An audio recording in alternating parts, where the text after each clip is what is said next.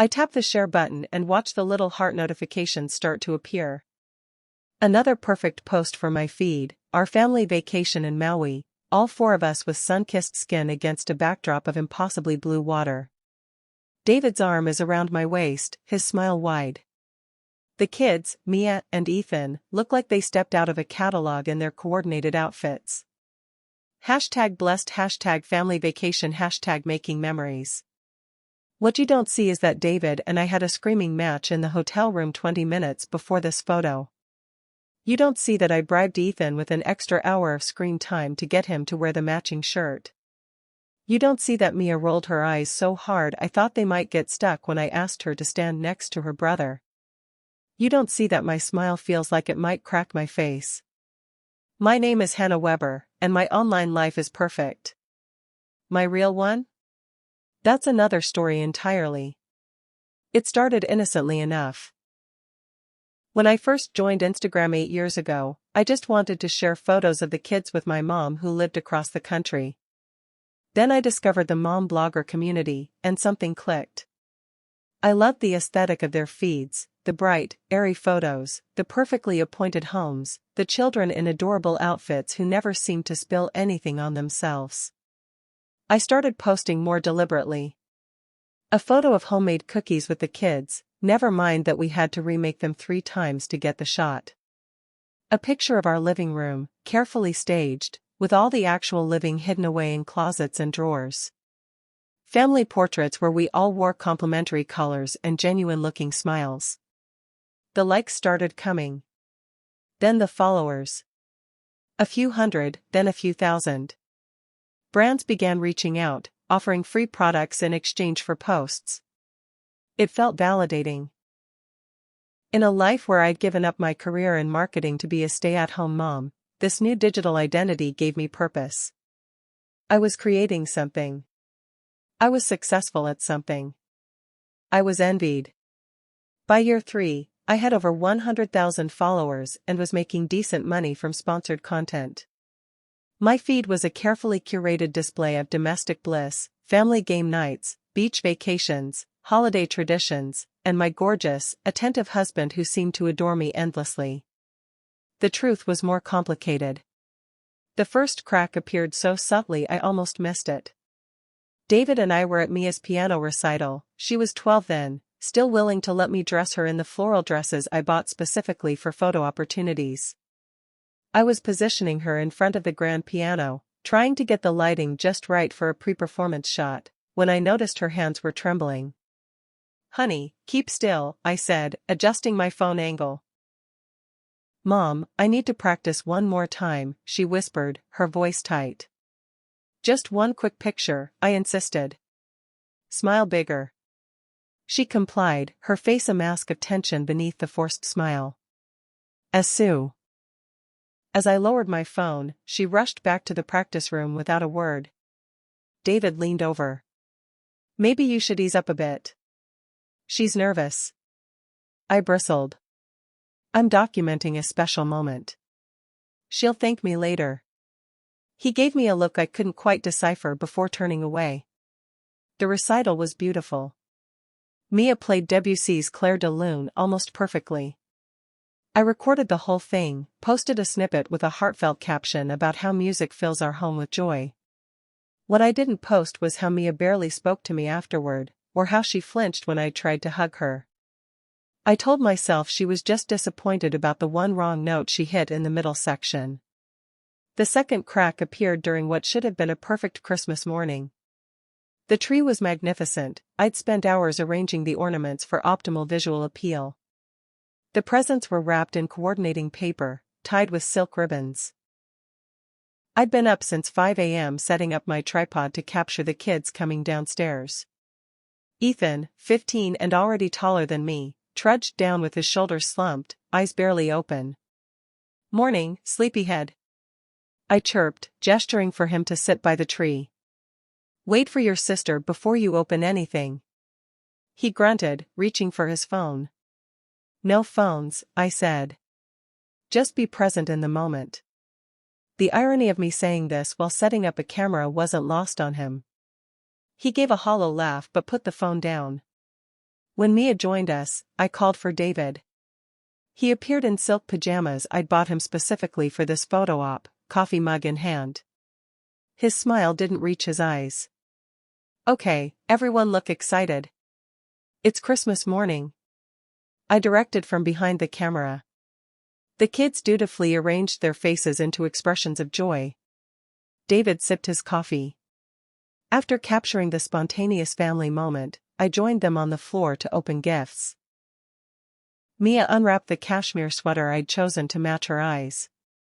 Thanks, she said flatly. Try it on? I suggested, already thinking of the post I'd create. She hesitated. Maybe later. Just real quick, I insisted, holding it out. She took it reluctantly and pulled it over her head. I snapped several photos, noticing only after I reviewed them that her eyes were glassy with unshed tears. Ethan opened his gift next, an expensive watch that looked sophisticated in photos but wasn't what he'd asked for. His face fell slightly before he reconstructed his smile. Thanks. It's great. Later, I overheard him talking to someone on his gaming headset. Yeah, just the usual Christmas with the Weber pretend family. No, she didn't get me the sneakers. Got some watch for her Instagram instead. I should have confronted him. Should have apologized. Instead, I edited my Christmas photos and crafted a caption about timeless gifts and family traditions. Looking back, there were so many warning signs about David. The late nights at the office. The new cologne. The way he turned his phone face down whenever I entered a room. The decreasing frequency of our intimacy. But I was too busy maintaining our facade to notice, or perhaps I chose not to notice. Our marriage looked perfect online, date nights with candlelit dinners. Anniversary trips to wine country. Surprise bouquets of flowers that I'd actually ordered myself but captioned as "just because he loves me." #LuckyInLove #marriage goals. We performed our roles convincingly. In photos, his arm was always around me, his expression adoring. In reality, we barely spoke unless it was about logistics or the kids. We hadn't had a real conversation in months, maybe years. I buried myself deeper in my online persona. If my actual marriage was cooling, at least my Instagram marriage was thriving. If my children were becoming strangers, at least my Instagram children were still smiling and posing on command. The comments kept coming, "You're so blessed." Family goals. How do you do it all? Each one a balm to my increasingly lonely reality. The house was quiet that Tuesday afternoon. Mia was at dance practice, Ethan was at a friend's house. I was setting up a flat lay of my current favorites for a sponsored post, arranging and rearranging beauty products, a cup of tea, and fresh flowers on our white duvet cover, when David's iPad chimed on the nightstand. I normally wouldn't have looked. I respected his privacy, or at least I told myself I did. But the notification banner caught my eye. "Jessica, can't wait to see you tonight. Wear that blue shirt I love." My hands trembled as I picked up the device. It unlocked immediately. We used the same passcode, our anniversary date. A trail of messages appeared, stretching back months. "Last night was amazing. Miss your hands on me. When can you get away again?" Photos, too. Intimate ones. A woman I didn't recognize but who looked vaguely familiar. Dark hair, bright smile. Young, at least a decade younger than me. I sat on the edge of the bed, iPad clutched in my hands, my carefully arranged flat lay forgotten. The house seemed to tilt around me. Everything I thought I knew rearranged itself into new, terrible patterns. How long had this been happening? Weeks? Months? Years? I scrolled back through their conversation history, each message a fresh wound. 6 months, at least. They'd spent Valentine's Day together, the same day David had told me he had an overnight business trip. I'd posted a throwback photo of us that day with heart emojis and a caption about soulmates separated by distance but connected by love. What a joke. What a fucking joke. I should have been screaming, throwing things, calling him immediately to confront him. Instead, I calmly placed the iPad back on the nightstand. I returned to my staged flat lay, my hands moving automatically to arrange everything just so. I took the photos, selected the best one, edited it to perfection, wrote a bubbly caption about self-care, and posted it. Then I went to the bathroom and vomited until there was nothing left inside me. The days that followed existed in a strange limbo. I didn't confront David immediately. Some part of me thought that if I didn't speak it aloud, it wouldn't be real. I could preserve the illusion a little longer. I continued posting as if nothing had changed. Photos of elegant home-cooked meals that no one ate. Pictures of Mia and me having girl time, her expression stony throughout. A throwback photo of David and me from our anniversary trip with a caption about growing stronger together every year. All lies. At night, I'd lie next to him, listening to his breathing, wondering if he was dreaming of her. During the day, I'd check his location, noting when he wasn't where he claimed to be. I read their messages obsessively, learning their patterns, their inside jokes, the rhythm of their affair. Jessica. The name haunted me. She was a yoga instructor at his gym. 12 years younger than me. Unmarried. No children. No stretch marks. No responsibility.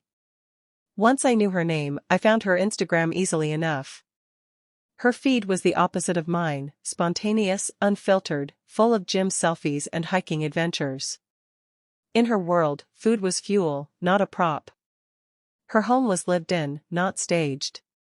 She posted philosophical quotes about authenticity and living your truth. The irony was suffocating. One evening, almost 2 weeks after discovering the affair, I was helping Mia with homework in the kitchen. Or trying to. She kept giving one-word answers to my questions, her body angled away from me. How was school today? I asked, arranging a bowl of fruit on the counter for a potential breakfast post the next morning. Fine. How did your history test go? Fine. Are you excited about the dance recital next month? She shrugged. I put down the apple one was polishing. Mia, what's wrong? You've been so distant lately. She looked up, surprise flashing across her face. Perhaps at the genuine concern in my voice. Then her expression hardened again. Nothing's wrong, Mom.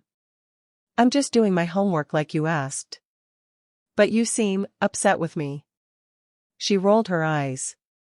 I'm not upset. I just have a lot going on. Like what? You can talk to me, you know. She stared at me for a long moment, as if deciding whether I was worth the effort. Finally, she sighed. Do you even know what's happening in my life? She asked. Like, anything real? The question hit me like a physical blow. Of course I do. I'm your mother. Okay, what's my best friend's name? That's easy. It's Lauren, I said confidently. Mia's laugh was bitter. Lauren moved away last year, Mom. We haven't talked in months. My best friend is Zoe now. Right, Zoe. That's who I meant. What classes am I taking? The usual, math, science, English, history. What level? What teachers? What am I struggling with? What am I good at? Each question exposed another gap in my knowledge. When had I stopped paying attention to these details? You're upset because I don't have your schedule memorized? I tried to laugh it off. I'm upset because you only care about how things look, she said, her voice breaking slightly. You care more about getting the perfect photo of me than about how I'm actually doing. That's not true, I protested, but my voice sounded weak even to my own ears. When's the last time you asked me anything that wasn't about what I was wearing or where I should stand for a picture? Her eyes were bright with unshed tears. Do you know I've been having panic attacks before dance performances? Or that I want to quit but I'm afraid to tell you because it won't fit your perfect Instagram family? I stood frozen, my heart racing. Mia, I had no idea. Because you never asked. She slammed her textbook shut. You know what the worst part is? You post all these fake captions about how close we are and how you're so involved in our lives, and people actually believe you. They comment about what an amazing mom you are, and you just eat it up. She gathered her things and stood. I'm going to finish my homework in my room. Mia, wait, I reached for her, but she pulled away. By the way, she said at the doorway, Dad's cheating on you. Ethan and I have known for months. We thought you knew too and were just pretending everything was fine. Like always. That night, I didn't sleep. I sat in our backyard, wrapped in a blanket, staring at the stars and trying to make sense of my life. My children knew. They'd known all along. They watched me perform happiness while our family disintegrated. What kind of damage had I done to them? When David came home, late, as usual, I was sitting at the kitchen table with his iPad in front of me. We need to talk, I said. He looked at the device, then at my face, and something in him seemed to collapse. He didn't deny it. Didn't try to explain. He just sank into the chair across from me. How long have you known? He asked. Not as long as our children have, I replied, my voice surprisingly steady. He flinched at that. The kids know? Apparently everyone knew but me. Or maybe I just didn't want to see it. We talked until dawn. About Jessica. About when it started. About why. You stopped seeing me years ago, Hannah, he said at one point. The real me, not the prop husband in your photos. We became characters in your social media story, not real people. So this is my fault? I asked, anger finally breaking through my numbness. No. The affair is on me. I made that choice, and it was wrong. He rubbed his face with his hands. But our marriage was broken long before Jessica. We've been performing happiness instead of actually trying to be happy. I knew he was right, and that was the most painful part. Do you love her? I asked, the question burning my throat. He hesitated, then nodded. I think I do. Something inside me shattered. Not just because I loved someone else, but because I couldn't remember the last time I'd felt what love was supposed to feel like, real love, not the filtered version I presented online. I want a divorce, I said. It should have felt momentous, saying those words. Instead, it felt like acknowledging something that had been true for a long time. David didn't argue. I think that's for the best. We sat in silence for a few minutes. Then he asked, what will you post about this? The question caught me off guard, and I laughed, a hollow, broken sound. God, is that really who I am now? Someone who's already thinking about how to frame her divorce for social media? He didn't answer, but he didn't need to. We both knew the truth. The next morning, I called my mother. She lived in Arizona now, and we rarely spoke beyond perfunctory birthday calls and holiday greetings. Another relationship sacrificed at the altar of my curated life. Mom, I said when she answered, my voice immediately breaking. Everything's falling apart. She didn't ask questions at first, just made soothing noises as I sobbed into the phone. I told her everything, the affair, the distance with the kids, the years of pretending. Oh, Hannah, she sighed when I finished. I've been worried about this for so long. You have? Why didn't you say anything? I tried, honey. Remember at Christmas when I asked if you were really happy? You showed me your follower count as an answer. I winced, the memory returning. She'd tried to have a real conversation, and I'd brushed her off with metrics of my online success. I didn't know what to do, she continued. The more I expressed concern, the more you pulled away. Those photos you post, they're beautiful, but they never felt real to me. No family is that perfect all the time. We're not perfect at all, I whispered. No family is, sweetheart. That's what makes a family real. She paused. What are you going to do now? I hadn't thought that far ahead. Get divorced, I guess.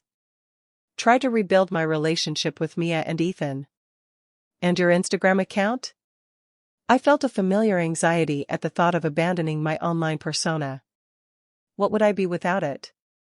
Who would I be? I don't know, I admitted. It's been my identity for so long. It's been a mask, Hannah. Not an identity. Her words hit me with the force of truth. A mask. A filter. A performance that had consumed my actual life. I think I need some time away from everything, I said suddenly. Would it be okay if the kids and I came to stay with you for a while? Just until I figure things out?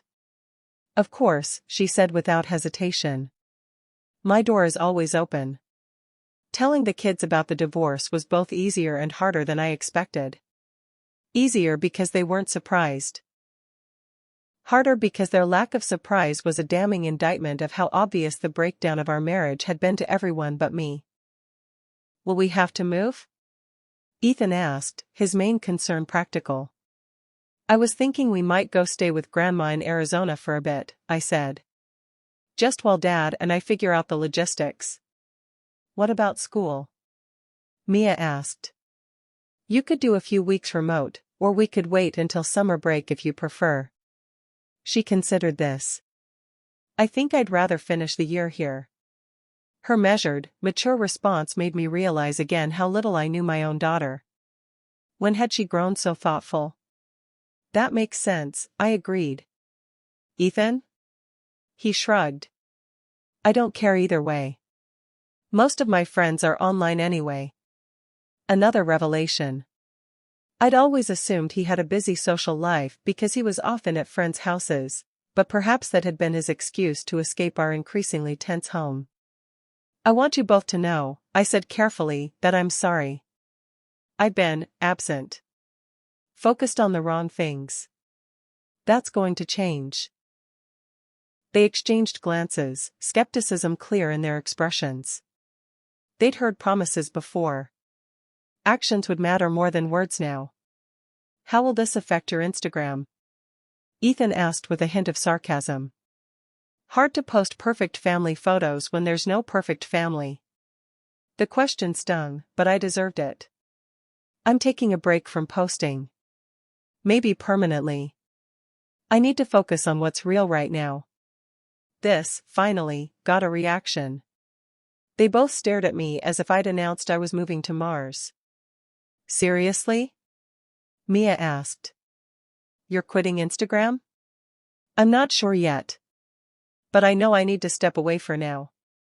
Wow, Ethan said, and for the first time in years, he looked at me with something approaching respect. That's actually cool, Mom.